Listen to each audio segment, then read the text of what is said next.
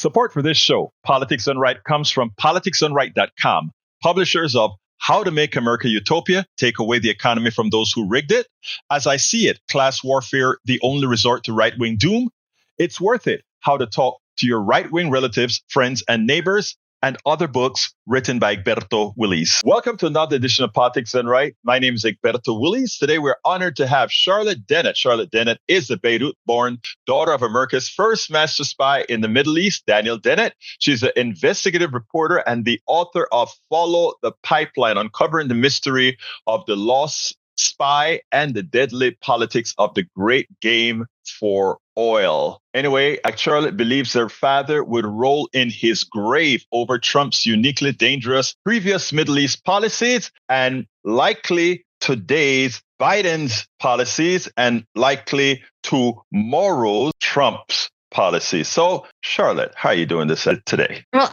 in a way, I felt overwhelmed because the energy issues are becoming huge. The COP conference is going on right now in Azerbaijan, of all places, which is very much relied on since the war in Ukraine. You know, European countries are nervous about energy shortages, and ever since the invasion, there's been this desperate search on the part of NATO and, of course, the Biden administration to find alternative energy supplies that will keep Europe warm in the wintertime and have cheap energy. Ukraine used to rely on a lot of Russian natural gas and oil because it was cheaper. Mm-hmm. So now that's not happening because of the war. So there's this desperate search for alternative supplies, and one of the places that they're looking to is Israel. And the thing about covering the war in Gaza is that the energy component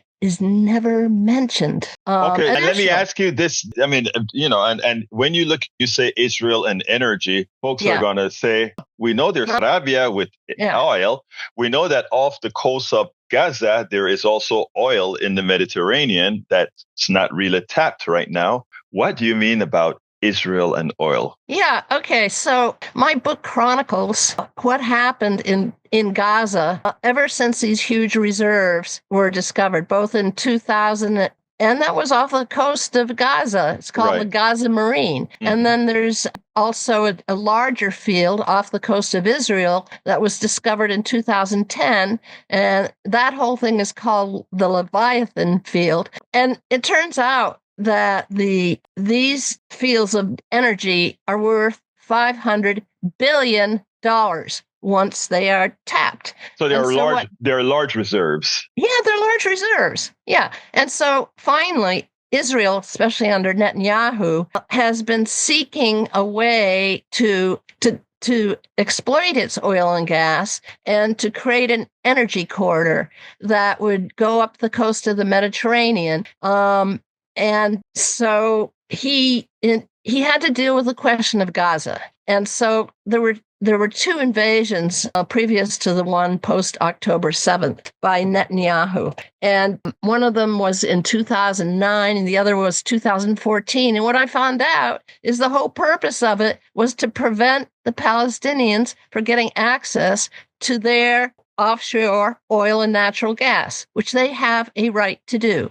So let me stop you there because I want to put this into the right political perspective. Sure. Okay. Yeah. If I am understanding you correctly, first of all, Gaza's in the lands that would be deemed belonging to Gaza or to the Palestinian state. Yeah. Yeah. They are lushed in oil relative to their size. And likewise, Israel proper they pretty much have quite a bit of oil in their name as well under what would be the two-state solutions, what would be their state, correct? Yeah, that's correct. So both entities have oil. Yeah, and Lebanon, I might add, as well. And Lebanon as well has oil. If I could just show a map that's on the cover of my book. Now put it in your face since there. Yeah.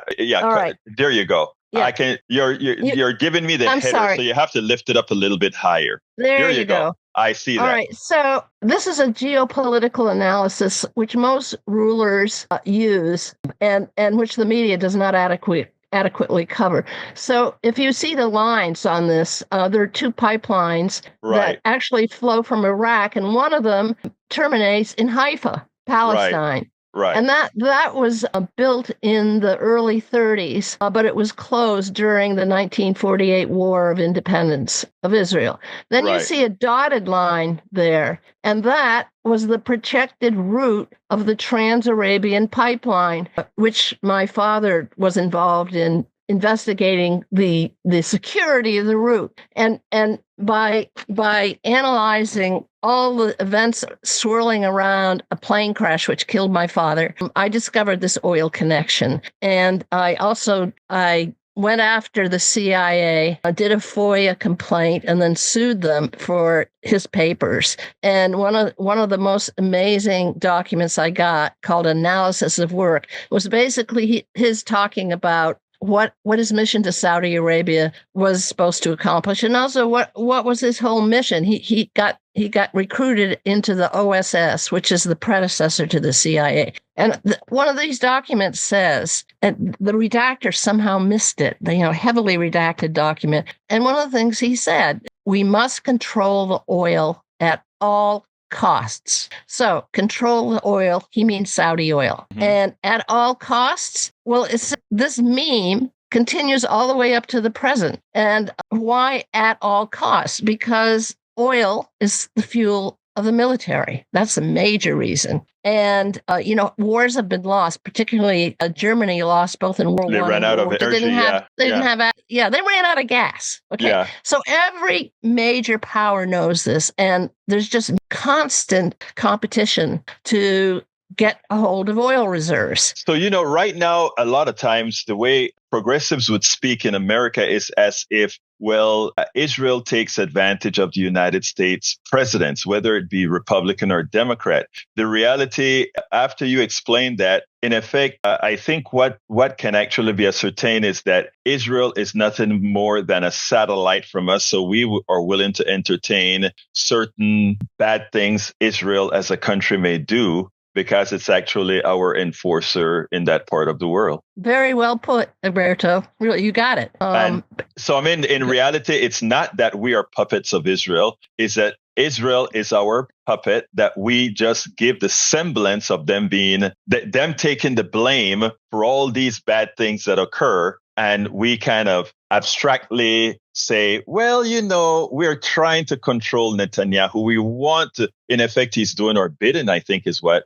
you were saying. Well, I think he's doing it a little bit more brutally. Right. But his vision is to be a major energy corridor. And at the war in Iraq, for instance, he was a big cheerleader of that because he wanted to reopen that pipeline I showed you on the cover of the book that had been closed in 1948. At that time, Israel there are three sharp lines that you showed me, Charlotte. Yeah. You showed me the one that was closed that ends up in Gaza. The one in Haifa. Yeah. You showed me another appendage of that one that I think, I don't remember what town it ended in. And then you showed the Trans-Arabian one, the one that goes directly from Saudi Arabia into Israel and out to the Mediterranean. Yeah, that's it. And so once you analyze the origins of those pipelines, as I had to do, a lot of things became clear. The two ones that are forked like this, as you saw on my cover, the northern one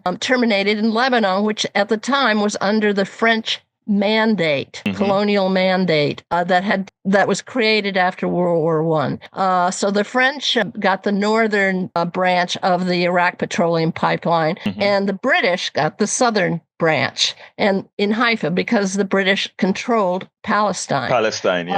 Yeah. But then what I did, now this is really important.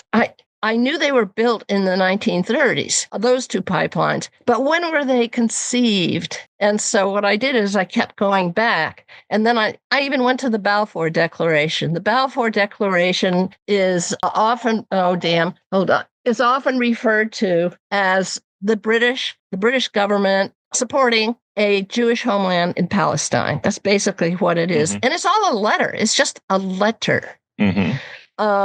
And who were the people on either side of the letter? Balfour was the at the time was the maybe he was former head of the. I'm sorry, I got up late. He's the head of the British Foreign Office. Okay, and during the war, Britain had what's called a first-class war endeavor, and that was to get the oil of Iraq, which they ultimately didn't. People don't understand the whole war that happened in World War I in the Middle East. That was the whole Lawrence of Arabia story, which I could go into, but I'm not going to right now. So it was Lord Balfour who knew all about the importance of getting that oil for the British Navy, and he sent it to Walter de Rothschild, who was one of the family heads of this giant banking and oil fortune. And so that puts the creation of Israel in a new context.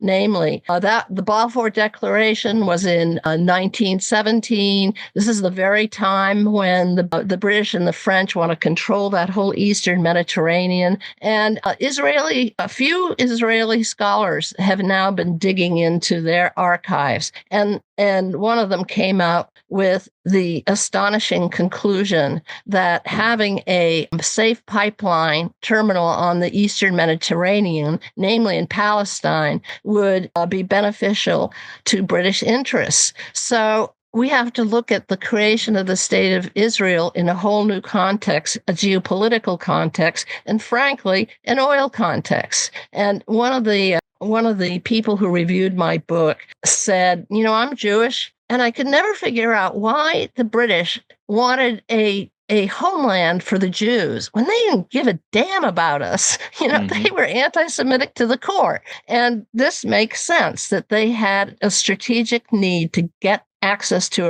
Iraqi oil. So it's not so much that the big powers cared about what was happening to the Jews during this period. Yeah, Israel was a colonial outpost. And because there were European Jews that were going to be developing Palestine into Israel, the U.S. felt they had a better ally than if they allied with Muslims. There was a lot of racism towards the Muslims at that time, and they didn't think Muslims were becoming nationalists, and they were beginning to fight a colonial penetration of their lands. So the U.S. and Great Britain did not want to rely on Muslims. So you have Israel. Also, Lebanon became a state where the government was ruled by a Christian Maronite. The presidency goes to the Christians, and then the Sunnis have the prime minister,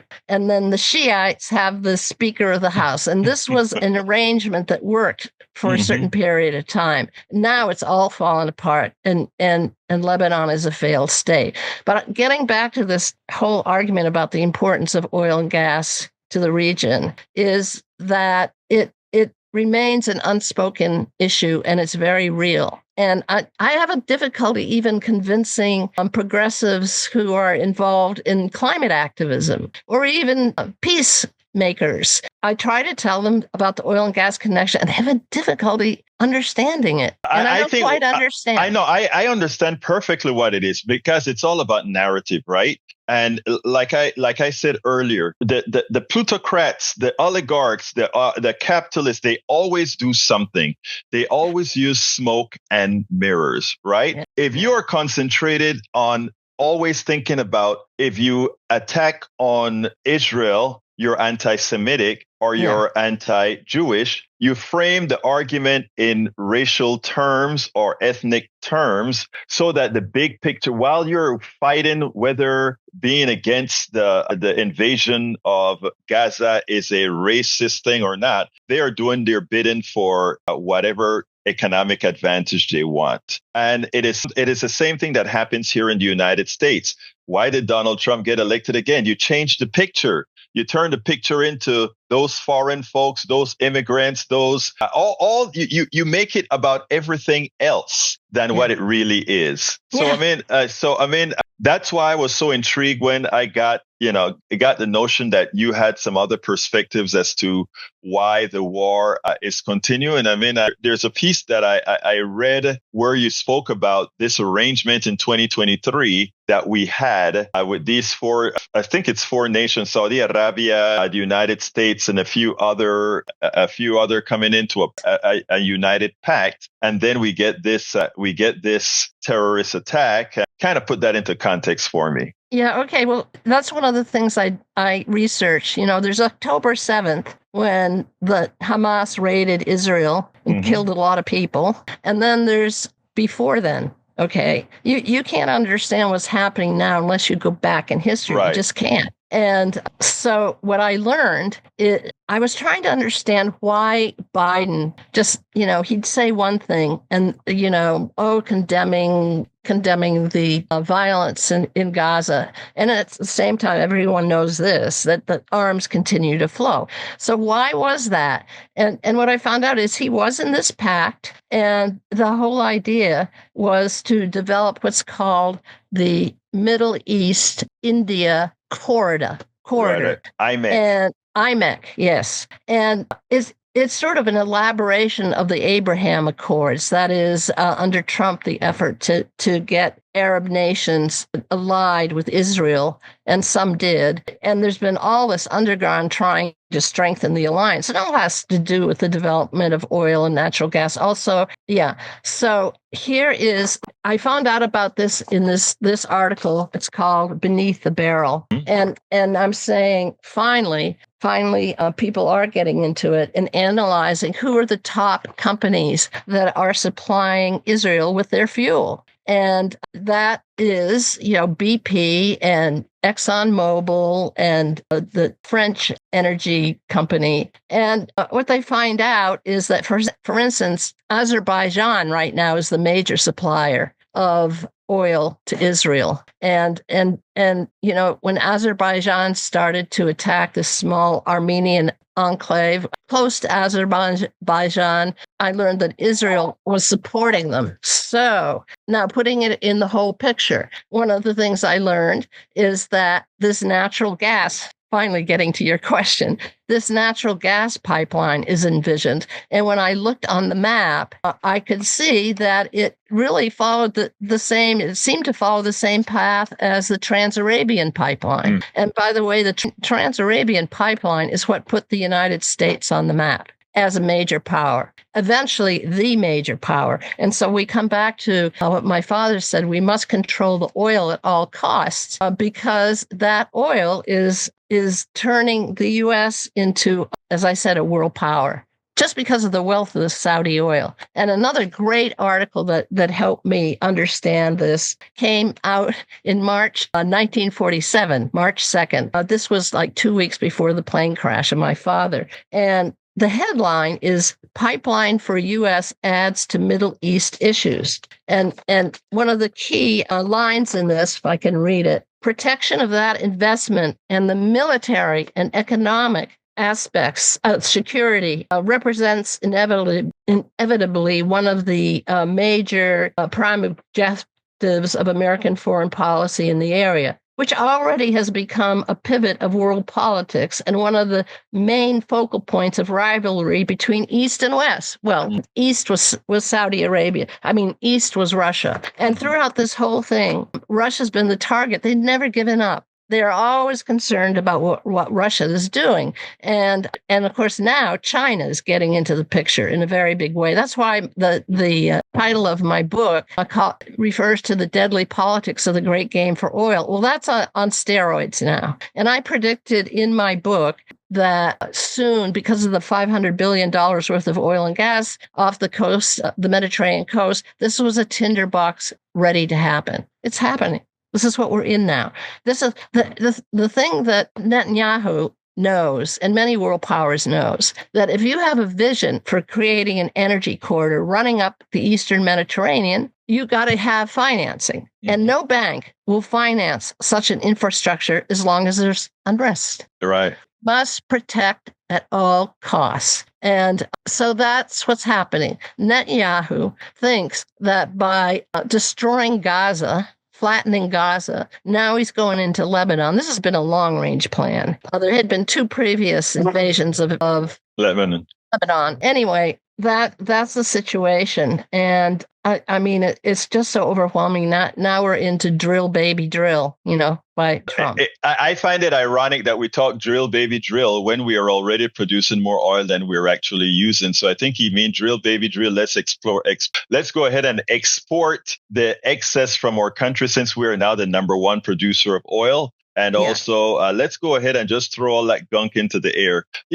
Charlotte, I mean, I understand all that you're saying. It really upsets me often, however, when we talk about oil shortages, etc. I just want to make it be clear to the audience. There is no oil shortage now. There was never an oil shortage. There's a matter of how they play the games to keep the price of oil up for us to actually pay maximal price at minimum extraction. And in this case now, increasing as the world goes to increase the amount that we're putting out. It's a nasty game. I always thought there was more to Israel. And when I saw the portion where you explained about the union of that IMEC coming to pass, the amount of money that is offshore in the Mediterranean, the amount of oil that both the Palestine, the 1948 Palestine and 1948 Israel has, that just talks about the clash of the titans again. That just speaks about the clash of the capitalists who can muster more force to do it. And we know, of course, that with Israel's backing of the United States and with, I hate to put it this way, the misinformation, we are not Israel's puppet. And I think that's the one thing I got out of your not only some of your writings, but the last piece that you put out here. I think anybody looking at this can see that Israel is just not a protege. What's the word that you use? An agent right now, an agent of the United States in the Middle East. It always has been. Yeah, it always has been. And it uses the same tropes, right. Mention of the Holocaust, Netanyahu, and Netanyahu. But for my audience, I want to make one thing clear, because when you say, mention of the Holocaust, by no means are we discounting the Holocaust. Absolutely, no means are we demeaning or saying anything anti-Semitic. I think those who should be concerned of anti-Semitism and those other issues, you should take those issues up with the capitalists who are using the blood of the Gazans, the blood of the Palestinians, the blood of the Jews for ulterior motives of capital extraction in the form of oil. That's the real story. Well, Egberto, thank you. I mean, you have such an interesting and good analysis. Yeah, that's what it's about. And, the propaganda machines are working on steroids now. And what I mean is both Israeli and American trying to present this conflict as Israel has a right to defend itself, keep flowing the arms in there. But Gaza is flattened. Mm-hmm. All right. Lebanon is coming under attack. So, and as I said, the dream in Gaza is to depopulate, de-radicalize, and essentially destroy it. And the goal was to get those Palestinians out of there, send them off to maybe Egypt. I mean, it's almost like the Holocaust all over again. It's a reverse Holocaust. It's a reverse Holocaust, yes. And one of the things I was learning is that American presidents since Woodrow Wilson have been captives of the oil industry. Mm-hmm. That's what's really calling the shots in this. And of course, I did a book with my husband about the oil in the Amazon and the genocide of Indians that happened between 60 and 70. Thy will be done, the conquest of the Amazon. And what we learned is the main players. Well, one of the main players was Nelson Rockefeller. I mean, of the family that had literally controlled a lot of the United States and even the world. Henry Kissinger, who was a protege of Nelson, once said, if you control the oil, you control the world. Well, right now, the U.S. did that very well, but now it's viewed as a declining power. And so you can see the other great powers going at it again. And I found even in World War II, I found out that our former allies, Britain, France, and the Soviet Union, were all vying against each other and against the U.S. to try to get the oil of Saudi Arabia. And they did not succeed. But anyway, now the U.S. is in the empire, which it most definitely is. 500 military bases around the world? No, we are an empire. We are a colonial power. Absolutely. There's no doubt. So when I say that they've been essentially held hostage to the oil companies, Wilson in World War I, he wanted to create a state of Armenia. He felt guilty about what happened to the Armenians. And it was going to encompass an area that is now known as Baku. And the fact that he wasn't able to do it because the Russians got a hold of Baku during World War World War I, that never happened. And one person commented, too bad for Armenia that it doesn't have oil, because the part that the U.S. wanted to include in this Armenian mandate included Baku, which is on the Caspian Sea and also rich in oil and natural gas. So you have the Armenian genocide that happened, which we could go into, but that was the tragedy of World War I. And the oil connection is seldom mentioned, but there are several books that have gotten into that. Then there's the failure to rescue the Jews during World War II.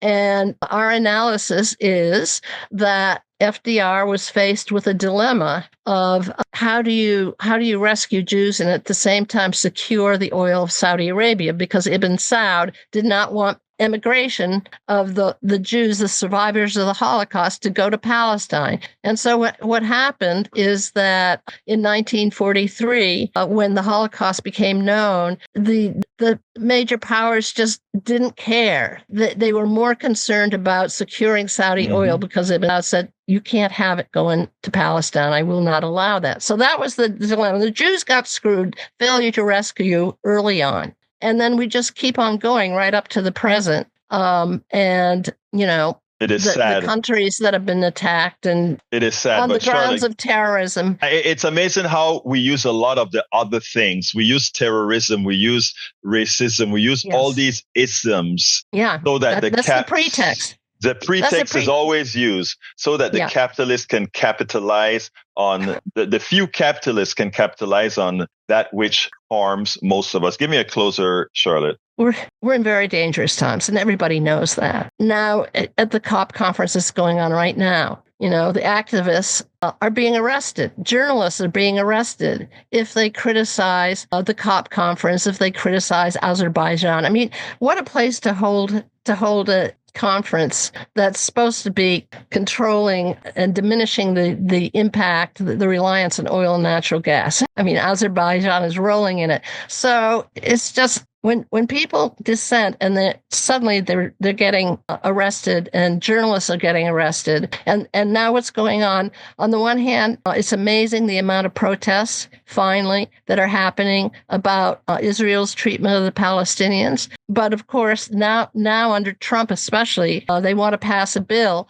that just outlaws all dissidents, arrest them and sick the military on them. So we're in the fascist time now. Not only to speak about what's going to happen to 501c3s if that bill goes through today. That's exactly. So deplatforming. We'll deplatforming is massive. Well, and now Charlotte, they're trying. No, go ahead. Finish. No, I mean, now there's a bill being advanced by the House that would go after all nonprofit organizations that have dissenting views. It's just amazing. The sad thing about it is the president reserves the right to simply say, you are a terrorist. Sympathizer. And if you're a terrorist sympathizer, you have 90 days to prove otherwise. But, we don't have to listen to you. You're deplatformed. You no longer are a nonprofit. It's a shame where we're heading to. But again, I think we were heading there, Charlotte, because a lot of people didn't know. But with books that you write, with the messages that you come out and being on platforms like this, we're slowly informing people. So Charlotte Dennett, thank you so kindly for having Just follow the pipelines. If you want to understand all these wars, follow the pipelines. So folks, Charlotte Dennett is the author of Follow the Pipelines, Uncovering the Mystery of a Lost Spy and the Deadly Politics of the Great Game for Oil. Thank you so kindly, Charlotte Dennett, for having been here on Politics Done Right. Thank you, Egberto, and thank you for your wonderful analysis as well. There's a chance every single crackpot that Donald Trump so far has nominated to be in his cabinet or to run HHS or all these different agencies will get through. And the reason why is that none of the senators, none of them have any spine. They are, in fact, sycophants to the president, and they they are more scared of the president than they are patriots. We know that Senator Mark Wayne Mullin actually thought that Matt Gaetz, the nominee for Attorney General, was a disgrace, was not only a disgrace, but an immoral character who committed crimes, who took underage kids over state lines, etc. And now, listen to what he has to say and listen to how he comes and appeases Donald Trump, how he comes and talk about Matt as if he is a normal guy. This is the problem with what we're seeing today. This is a problem why Donald Trump is likely to get all his nominees through. And let me tell you, earlier on, I did a piece about maybe the Electoral College could be right, given that the Electoral College, a dead clock can be wrong twice, a 12-hour dead clock can be right twice a day. Well, the Electoral College was wrong when it elected Donald Trump the first time. The Electoral College was wrong when it elected George Bush. And you know what? Maybe the Electoral College could do something right and prevent the disaster that is about to happen here. But listen to how Mullin has really changed over the last few days. Take a listen. We'll be right back. Republican Senator Mark Wayne Mullin of Oklahoma. Senator Mullin, welcome to Meet the Press. Thanks for having me on, Kristen. Well, thank you for being here. I want to start with former Florida Congressman Matt Gaetz, who, of course, President-elect Trump, as we just said, announced this week was his pick for Attorney General. You have said you trust Mr. Trump's decision-making in naming Gaetz, but you have been critical of Gaetz as well. Here's a little bit of what you've had to say. We had all seen the videos he was showing on the House floor that all of us had walked away of the girls that he had slept with. And he walked up to me as Chrissy Nolan, now Governor Chrissy Nolan. He said, man, she's a fine, and you can put the B word in place there. This is the type of individual Matt Gaetz is. So, Senator, you clearly have questions about Matt Gaetz's character, but do you believe that Matt Gaetz is qualified to serve as Attorney General? You know, there's no question that Matt Gaetz and I have had our differences, and that's no secret. Moving forward, I do respect President Trump's the right to appoint these individuals, but underneath Article 2, Section 2, Congress has to advise and consent, and Matt Gaetz is going to go through the same scrutiny as every other individual, and I'm going to give him a fair shot, just like every individual. And at the end of the day, the Senate has to confirm him. I do think it's a very, very tough role. I've got a tough situation that I've got to set my personal opinions, and they're really not opinions. I got to set my personal situation with Matt to the side and look at the facts. If he's qualified, he's qualified. Be quite frank, I didn't even know he was an attorney until after he was appointed Attorney General, and I had to do my research on him. And I know that's crazy because I served with him, but I just never did the dig to find out actually his actual degree, what it was in. Well, and speaking of digging into his background, the House Ethics Committee was about to release the findings of its investigation into allegations of misconduct by former Congressman Gaetz. Of course, he abruptly resigned before that could happen. A number of your colleagues, including members of the Senate Judiciary Committee, have said they would like to see that report. Should the House Ethics Committee release that report, Senator? Absolutely, and I believe the Senate should have access to that. Now, should it be released to the public or not? That's I guess that will be part of the negotiations, but that should be definitely part of our decision making. Once again, I go back to it in Article 2, Section 2 in the Constitution. The Senate has to advise and consent these individuals, and in that process, we're going to give Matt Gaetz the same chances we'll give all President Trump's nominees. And by the way, I do believe that President Trump has the ability to pick some really, really good people. You can see why he's been successful in business, why he was successful in running his campaign, because he surrounds himself with the right people. So I have no doubt that President Trump believes that Matt Gaetz is the right person to do the right job. But at the same time, the background of Matt Gaetz Gaetz does matter, and what the decisions that the Senate makes has to be within our boundaries of the constitutional authority that we have, and we will do our due diligence there. And I'll say this: Matt will be treated the same as every nominee out there, from myself and every other senator out there. And you say background matters. I want to ask you about his views. Here's a little bit of what Matt Gaetz had to say last year about the very law enforcement agencies that he is poised to be tapped to oversee. Take a look. We either get this government back on our side or we defund and get rid of, abolish the FBI, CDC, ATF, DOJ, every last one of them if they do not come to heel.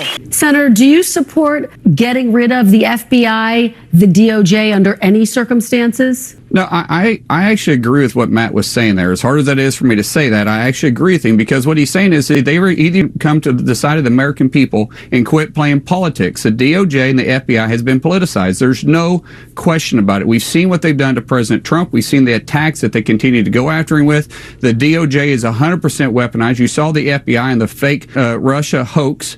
You saw the FBI shielding the Biden family. Well, and worth noting, of course, Hunter Biden has now been convicted on federal charges. The charges that were brought against President-elect Trump were brought by... Absolutely, yes, to get there. Let me ask you broadly, though, do you support the president-elect telling his attorney general to prosecute, to go after people he considers to be his political enemies? The president didn't say that. That's being taken completely out of context. And President Trump hasn't been the one that weaponized the DOJ to go after his political enemies. President Trump did not do that when he was in office the first 4 years. He could have clearly done that against the Clintons if he wanted to. He didn't. Who did weaponize the DOJ was the Biden administration. We saw them continuously going after President Trump. Senator, it's worth noting there's absolutely no evidence that President Biden had anything to do with the federal charges brought against President-elect Trump. Now, can you believe that? Does that make any sense? You have to sit back, and these are grown men. And Donald Trump is an inept, immoral criminal.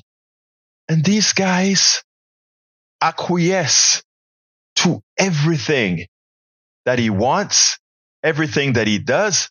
And it's not like he won this electoral landslide where people are going to love him.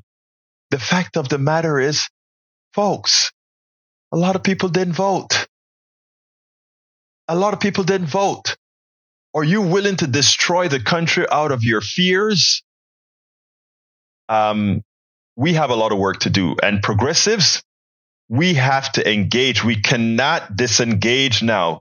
More than ever, the country needs what we're doing. And folks, we have to support those of us doing this work, because more than ever, this is what we need to get done. We spend a lot of time deconstructing the news, trying to parse it into a form that everybody can understand. We try to find those little nitpicks where it flies above the fray, etc. If you really like these videos that we do, I want to ask a big favor. Please go ahead. Number one, subscribe to our channel. And number two, please join if you can. Thank you so kindly for watching. Keep watching. Please remember to share. We must populate the entire internet with our progressive message, a message that we know is what most Americans say that they want. So help us, please join. Donald Trump is trying to govern as if he won a supermajority. In fact, he's trying to govern as if he won the election by a substantial margin. The truth of the matter is, Donald Trump didn't win the election. The progressive volume of voting lost the election. And if you doubt it, you just have to look at the numbers. Imagine this. Donald Trump is going to win with a smaller number than Hillary Clinton won when she lost the Electoral College to him. In other words, Hillary Clinton's popular vote will be larger than Donald Trump's win. That is how crazy this system with the Electoral College is. There is a differential of think about this. When Donald Trump won with a negative 3 million votes, he won a very large electoral win, similar to the electoral win that he has right now. And that's more than a 5 million vote differential, with the electoral college staying the same and the person who actually won. Think about that. Think about that. But more importantly, Donald Trump was a very slim under 2-point win. And he wants to call that a mandate. And he wants to claim that that gives him the ability to do all these things. When, if you want to look at what a current mandate looked like, look at when Obama won in 2008 and look at when Biden won in 2020. And Republicans didn't want to call that a strong win. Obama won by 7 points. Biden won by, I think, 4 or 5 points? Think about that. Donald Trump would have won by less than half that. And he thinks he has a mandate. And many are allowing him to get away with believing he had or has a mandate. Check this out, then we'll take it on the other side.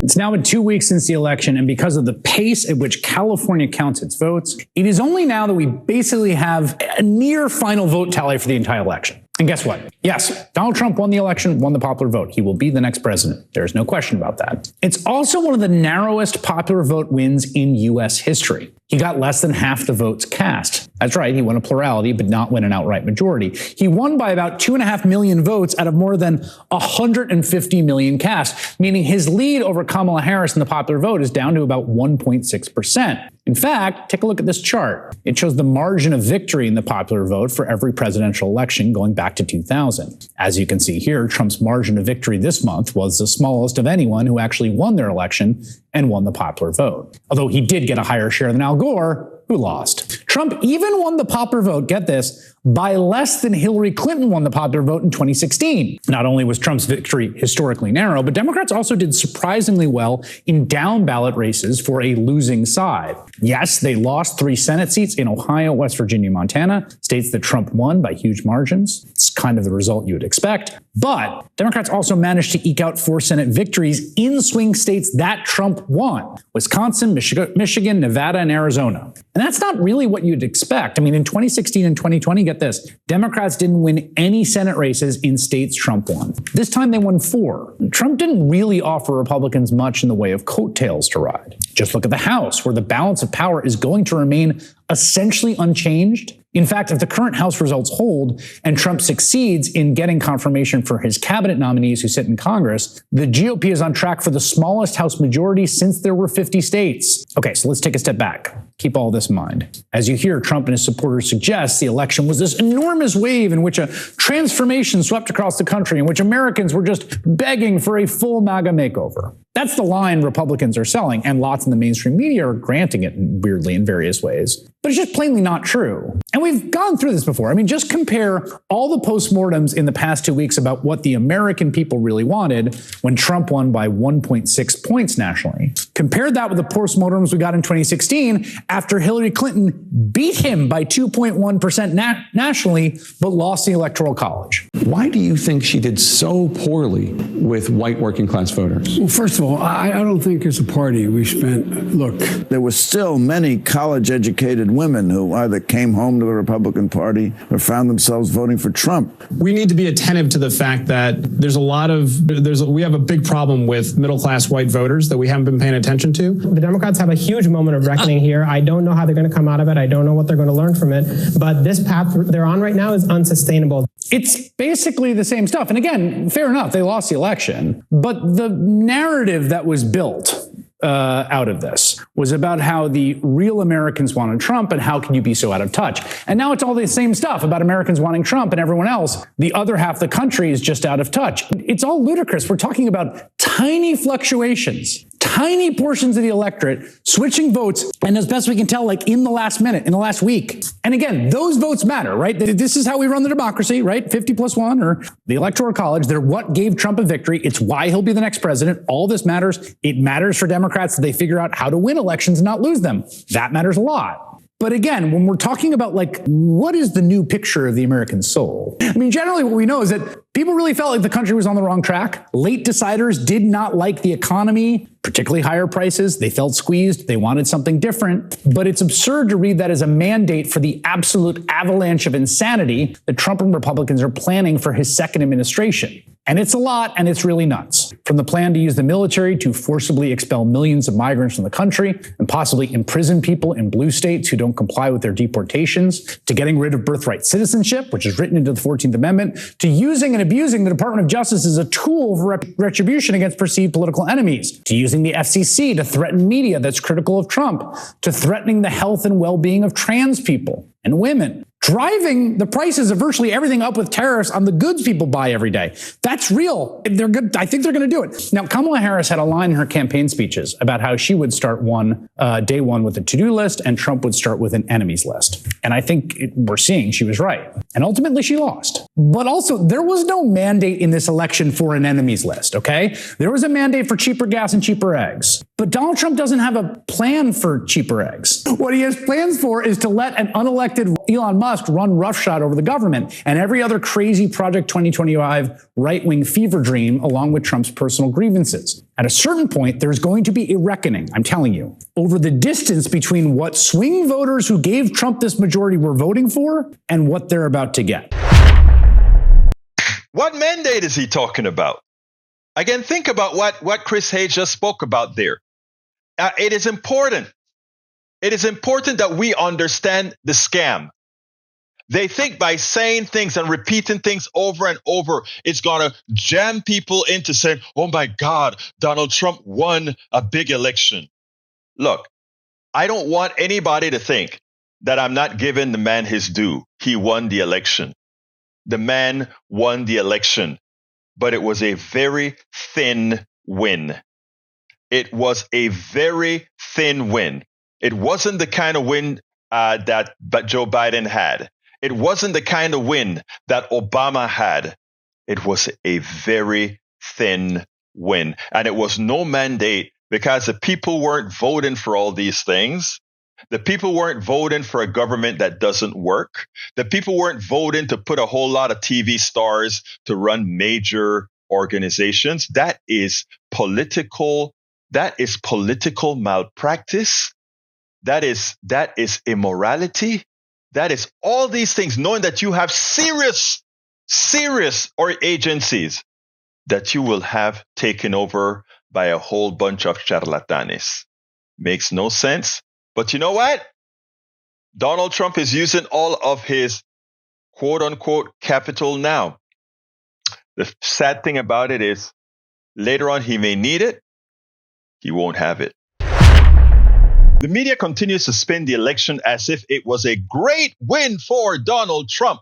We all know that isn't true. In the previous videos that I've made, I pointed out that Donald Trump is going to have one of the lamest victories and nothing compared to the victory that Barack Obama had, nothing compared to the victory that Biden had, which was quite a few million votes in difference. He's going to have a little bit north of 2 million votes, if that many. And again, when it comes to percentages, it's going to be under 2%. So it's a very slim win that Donald Trump is going to have. Yet he believes he has a mandate. And he's out there telling folks the reason he's going to do all these things is because he has a mandate and he has all his surrogates and sycophants out there talking about a mandate. Well, this little piece here, first of all, breaks it down further, not only by popular vote, but pointed out that the people who voted for Kamala Harris were the people who were paying attention. The people who don't read and who get news from Fox News or the other places are the ones who voted for Donald Trump. In other words, the ill-informed voted for Donald Trump. Those who were most informed voted for Kamala Harris. I want you to listen to this because it's not only talking about the realities, but also about how this effectuality was actually covered. And I want you to listen to what the young lady had to say as well, because the media has to stop sanitizing the news and tell it like it is. Check this out and we'll take it on the other side. election is the sharp differences among voters in how closely they follow political news. Important, but maybe not so surprising when you see the data. Look at this. Voters who said they pay a great deal of attention to national political news went for Vice President Kamala Harris by a margin of 6 points, according to Data for Progress. At the other end of the scale, voters who said they pay no attention to national political news went for Donald Trump by 19 points. And it is those folks, the folks who say they just don't read or watch any political news, who helped give Trump his slim majority, and who I think may be in for the biggest shock by the difference between what they thought Trump would do in a second term and what it looks like he's going to do. Alexi McCammond is a political analyst who hosts the In Sync with Alexi podcast. Jamel Bowie is an opinion columnist for the New York Times, where he recently wrote about whether Trump voters know about the future he has planned for them. And they join me now. Jamel, since this was the topic of your most recent column, I'll just ask you first, if you think there's a distance between what this sort of crucial sliver of voters that gave him the win sort of conceived of their vote as being for, and what Trump is going to give them in return? I think there's going to be a wide distance. I think they really do conceive of their vote as being principally about change. They associate Trump with 2017 to 2019 with pre-pandemic America. And I think the assumption is that Trump will come in and through some mechanism, he'll lower the price of groceries, he'll lower the price of homes, and so on and so forth. Of course, that's not going to happen. There's no item on the Trump policy agenda that would allow for those things to happen. And in fact, it's the opposite, as you pointed out, that what's on the Trump policy agenda are moves that will raise the price of the goods that people say they want lowered. And so I don't think we should treat this as sort of like an automatic thing, right? Like voters aren't automatically going to blame Trump if prices go up. But the fact that prices may well go up if Trump does what he says he's going to do is an opportunity for Trump's opponents to begin or to really emphasize that people are not getting what they paid for. And obviously, Alexi, like there's no look in a sort of in this broad system of representative democracy we have. It's not like voters have particular views on a whole bunch of things. It's just the way it works. So I don't want to sort of hold an unfair standard here, but just it is striking to me that the talk about what swing voters said, why they were voting for Trump. And then this kind of like the Project 2025 example being the clearest, right? Like in polling, people really hated it. It had a worse approval rating than Hamas at one point in some of the polling. They disavowed it. And now you've got like the guy that wrote the FCC chapter, who they want to run the FCC, and a whole bunch of agenda items from Project 2025 being imported into the government. Yeah, I think it's really tricky because I think a lot about how people regard their feelings as facts. And we all know that feelings are not facts, but that is especially true when it comes to politics. That's especially true when it comes to something like crime, which I know we all have talked about at different points. But even when crime rates are going down, people are still crying about crime running amok. Consumers have been spending as if the economy is not as bad as they have been saying it is. And so that's another example. I mean, real wages have been going up higher than the rate of inflation. That's another example of that dissonance. And so it's clearer than ever that people are looking for someone to confirm their feelings. And we've heard some Democrats say this too, that Trump ultimately gave voters a better explanation sort of why things have been feeling so crappy economically and financially for a lot of people, even if that explanation was complete nonsense. And so I think that's what's tricky for Democrats moving forward is how do you maintain and respect reality while also respecting the feelings that people have, which ultimately lead to these decisions that we're talking about tonight. There's also this question too about, the information environment, which we keep going back to, Jamel, and in that Data for Progress info, which I thought was really interesting. And I want to be very clear on this. Like when someone says they don't pay attention to political news, that doesn't mean like they're dumb or ignorant or uninformed or not educated. Like this is just about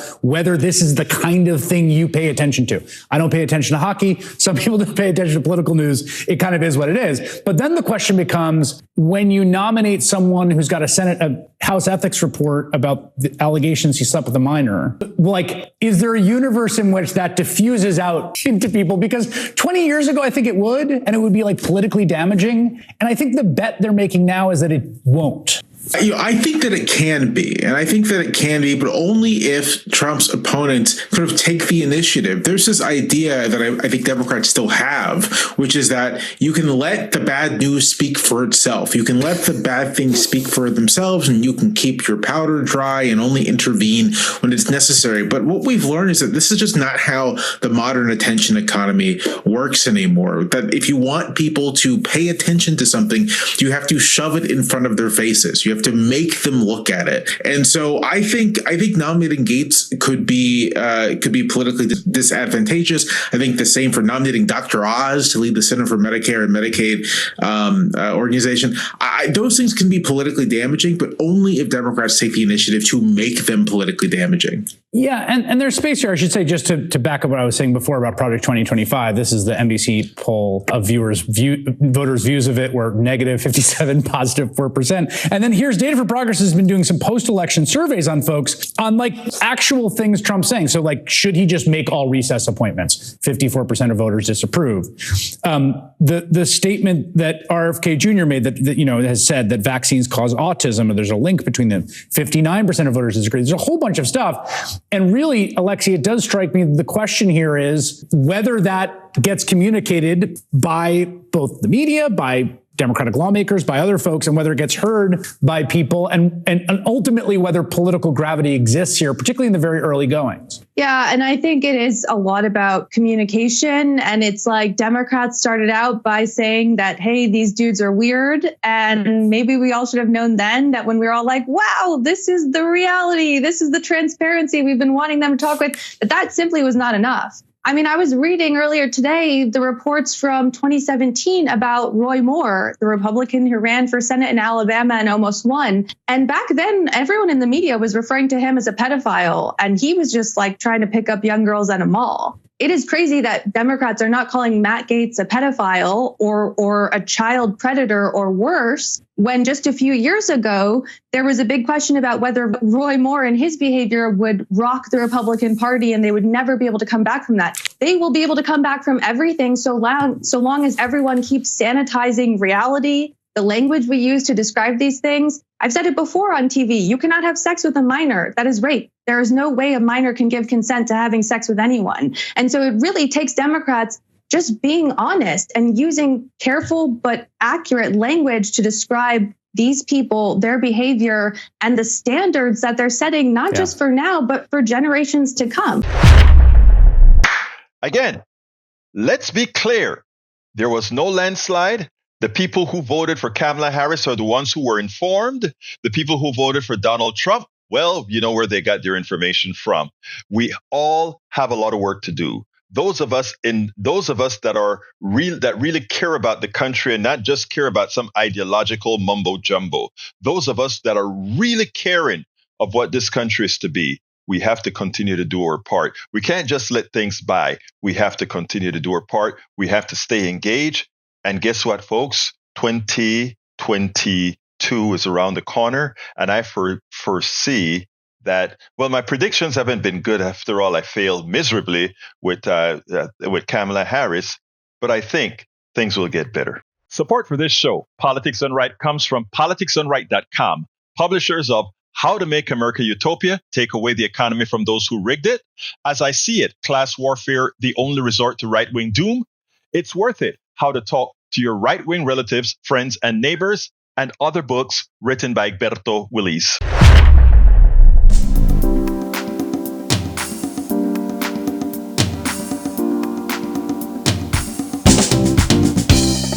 Welcome to Politics Done Right. I am your host, Egberto Willies. This is a progressive program that will take the mystery out of politics. This is the program that will encourage you to make sure government becomes we the people.